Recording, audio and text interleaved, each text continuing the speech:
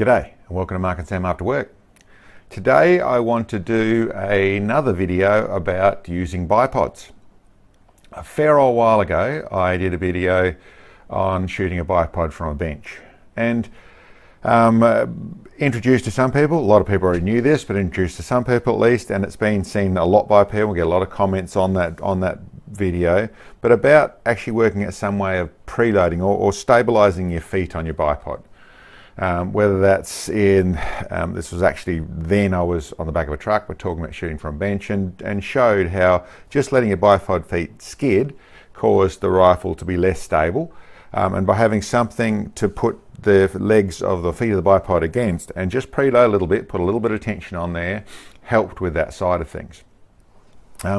And I'd come up with that, I put that video on because I'd been seeing on YouTube and in shooters and around the place a fair bit of that sort of thing, where people were just letting the bipod sit on its feet, basically generally holding the rifle against their shoulder with their hands type thing, pulling into themselves and shooting, and the rifle bucking around a little bit more and a little less accuracy out of shooting that way.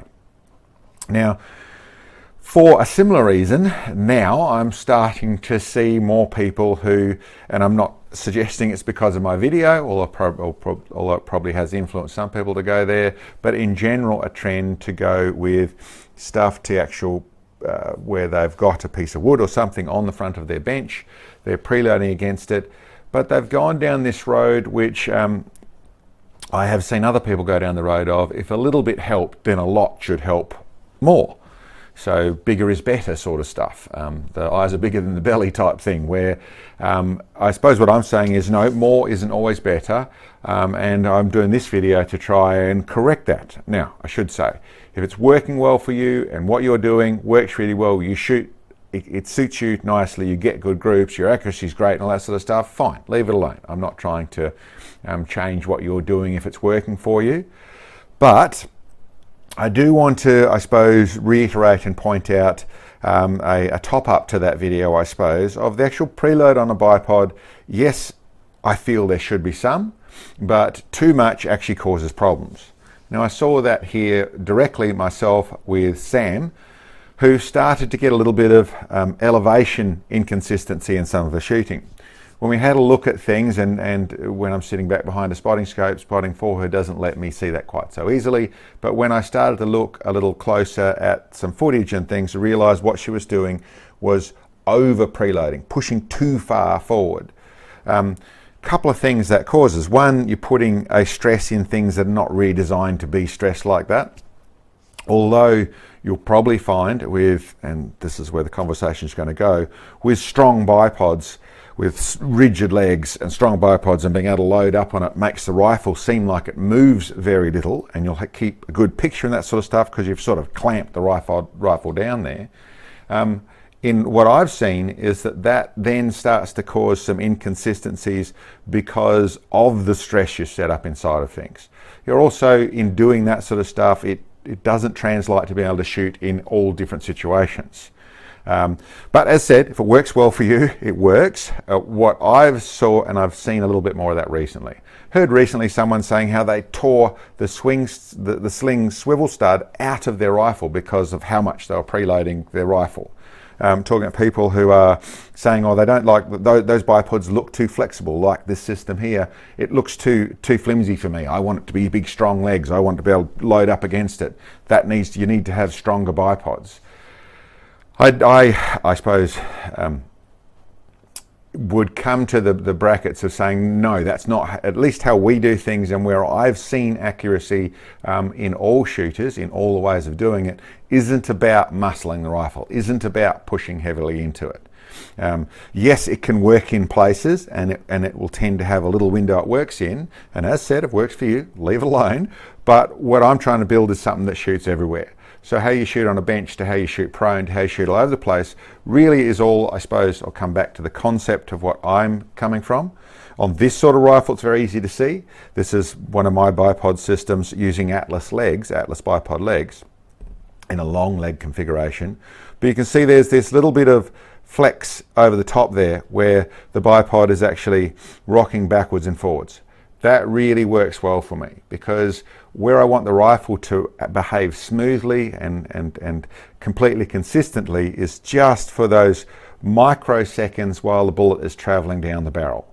And by having that little bit of preload to the front of that rock, and then when it goes bang, that first bit of movement is going straight backwards very smoothly, and it's onto me, so I'm soaking up the load on my collarbone. It's pushing back onto me nicely, is where I find the best consistency. It pushes past that point, of course, and you'll see I've even gone to the level of building a sliding bipod for the very heavily recoiling things, so I can keep the feet of the bipod grounded, so they don't move, they don't skid, they don't do anything.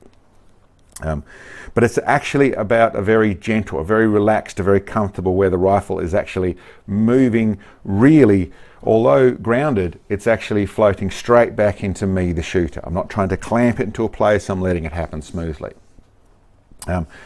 And that relies on, then all your bipod legs are actually doing is suspending the rifle. It's suspended almost like it's hanging on a cable, where it's just sitting dead straight, so it moves straight back. No tension, no torque, nothing going on, apart from the fact it is grounded by something which has good strength in the way of being able to hold the bipod, the rifle up, but it's not trying to resist it in its forward and back movement. Although I understand what some people are trying to do with rigid legs and a strong platform, be able to jam it in there, then they're able to get around other issues and probably have a far less set up rifle where they can just muscle it into it and it doesn't seem to move much. In my experience, that isn't where extreme accuracy comes from. Probably works quite nicely in 100 yard and 200 yard shooting and that sort of stuff, where you really feel like you've got it. Once you start to stretch out or look for that extra level of accuracy, you'll find muscling a rifle isn't the way to do it. But as said, again, too many times now, if it works for you, leave it alone.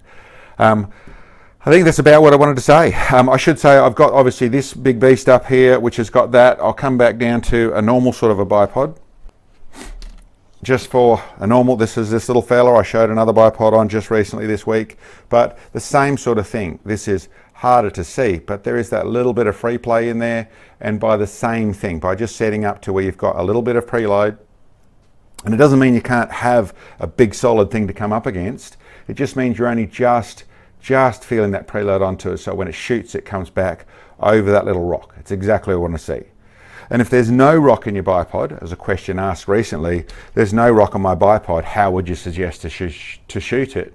My honest call is, one of the ways around that would be to create that tension by squeezing it up there. It's still going to do those same things, put stresses into the rifle. If I was really looking at that situation, I would look at what I've got to do to give myself that little bit of clearance to have that rock. I find it's an important feature that I want the rifle to be able to move without the feet of the bipod moving over the top. So I want that little bit of rock in there, that little bit of what some people might see as oh, it's too flexy, it's too flimsy, or it's got too much movement, or there's some free play. That's exactly what lets the rifle behave nicely on a bipod. So if there's no movement in there, I'm not the one to advise manufacturers on what they do, but if I was designing it, I would make sure there is just a little bit of movement into that point. Even if that's on some slight rubber spaces or something or other that actually lets this tiny bit of movement happen. To have a bit of movement there is how a bipod functions nicely in my world, but I'm not trying to tell anyone how to suck eggs. This is just my little update because I did a video talking about clamping down the front of your feet and giving some tension up against. That was, suggesting whether it's a piece of wood or whatever it is with a G-clamp on the front of your shooting bench, so you got something to preload against. That can be taken too far. But listen, I suppose that's my touch up on that. It is that little bit of free play really works for me, and having a bipod that has that little bit of movement is what I would always be looking for. And if I'm designing things, that's what I try and create into it. Anyway, that's my the little chat on that sort of stuff. Hope that's helped some people. Thanks for checking in on us. We'll catch you next time.